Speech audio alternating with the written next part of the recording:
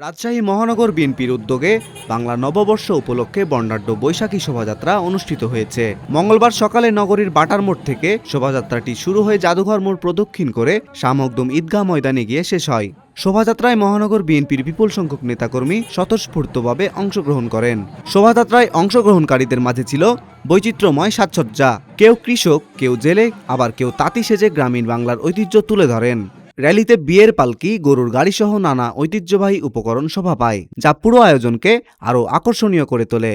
অনুষ্ঠানে প্রধান অতিথি হিসেবে উপস্থিত ছিলেন ভূমিমন্ত্রী মিজানুর রহমান মিনু।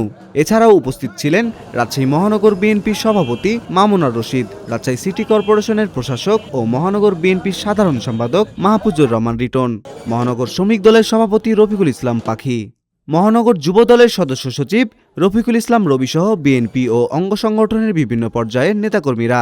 নেতৃবৃন্দ বলেন, বাংলার নববর্ষ বাঙালির সার্বজনীন উৎসব। এ ধরনের আয়োজনের মাধ্যমে ঐতিহ্য ও সংস্কৃতিকে নতুন প্রজন্মের কাছে তুলে ধরা সম্ভব। তারা ভবিষ্যতেও এ ধরনের আয়োজন অব্যাহত রাখার আশাবাদ ব্যক্ত করেন।